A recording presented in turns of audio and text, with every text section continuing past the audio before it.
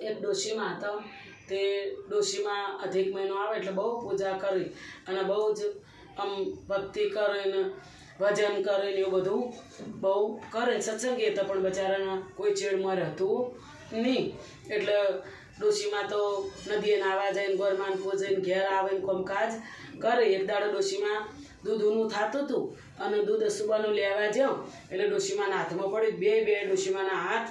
બળી જાય કે હે ભગવાન અરે રે હવે હું શું કર્યું મારથી તો અધિક મહિનો છે મારથી તો પૂજાએ થાય નહીં અને હવે હું શું કર્યું આખો દાડો ડોશીમાએ ચિંતા કરી એટલે પરસોત્તમ ભગવાન દેડકાના રૂપે પરસોત્તમ ભગવાન આવ્યા અને અને આવડો મોટો દેડકો જેવા ઓમથી ઓમ કૂદે અને ડોશીમાની રોજ સેવા કરી જેવી ડોશીમાન ટોપ લગાવીને ડોશીમાન ખાવા લઈને ડોશીમાન બે નાવા જઈને આવીને પાછા પૂજા કરીને એમ કરીને ડોશીમાન હંગાત રહેવા મળ્યા આ તો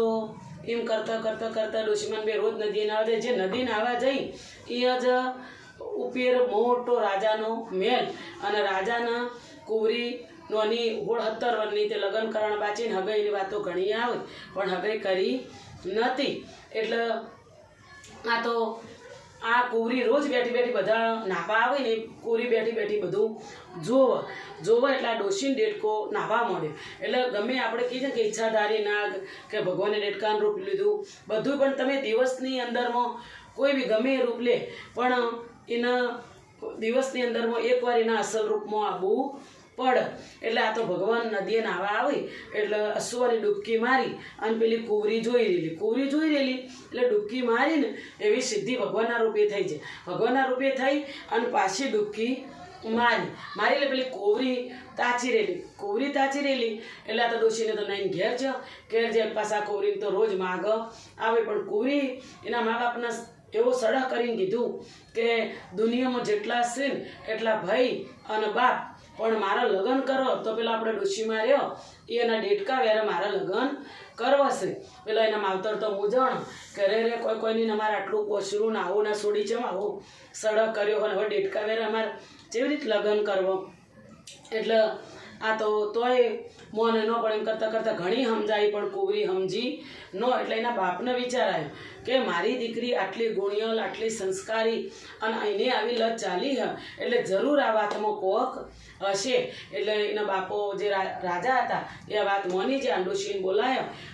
બોલાવીને ડોશીને કીધું કે તમારા દેડકા હંગા તમારી કુંવરીનો લગ્ન કરવો છે એટલે ડોશીમાએ કીધું કે ભાઈ જો મારે તો ચેડમોર કોઈ નહીં મોં બળી હતી અને દેડકો ચોકથી આવ્યો છે એટલે આ કુંવરીનો લગ્ન દેડકા હંગાત વયનો પણ તે સતત તમે કેવું માનતા નહીં તો જેવી તમારી મરજી જેવી ભગવાનની મરજી આ તો લગ્ન કરી અને લગ્ન કરીને ઘેર લાયા એટલે ડોશીમાં અહીંયાનો વહરી તીમાં ચઢાડીને હોઈ રહ્યો કુંવરી હોઈ રહી એના અંદર ઓયડામાં અને આ દેડકો તો જે ભગવાન રૂપે હતા દેડકોએ તો કૂદતા ડોશીમાન પથારી હતી અહીંયા જઈને કૂદતા આ જે કુંવરીને પથારી હતી અહીંયા આવે એમ કરતાં કુંવરી બેઠા હતા અને કુંવરી હાથ જોડીને કહેવા માંડી કે તમે ગમે એવો કે મને ખબર છે તમે કોણ છો એ બરાબર છે પણ તમે દેડકાના રૂપમાં હો કે તમે કોઈ બી હો પણ મારા દુનિયામાં જેટલા છે એટલા ભાઈને બાપ અને હું તમારી ધર્મપત્ની શું હવે તમારા અસલ રૂપમાં આવવું હોય તો આવો અને ન આવવું હોય તો કોઈ નહીં પણ હું તમારી ધર્મપત્ની આજથી શું એટલે પછી પેલા ભગવાન તો આવી રીતે કીધું એટલે ભગવાન તો એના અસલ રૂપમાં આવ્યા અને આવીને કુંવરીને વાત કરી અને કેમ કીધું કે જો અત્યારે તું હાલ કોઈને કહેતી નો અને તું કાલ કે પરમદાર તારે ઘેર જાય અને રાજાને વાત કરે અને મોટા બધા હવન કરાવો અને આખો ગોમનો ધુમાડો બંધ કરીને બધો ગોમનો જમણવાર કરાવો બહેનો દીકરીઓ ભણીજો બધા તેડાવો સાધુ સંતો તેડાવો અને મોટા સરસ યજ્ઞ કરો અને મને પરસોત્તમ ભગવાનના વાયક આલો હું પરસોત્તમ ભગવાન આવું અને એ પછી હું તમારા હોમ જ અસલ રૂપમાં આવ્યો એટલે પછી હું પરસોત્તમ ભગવાન રૂપે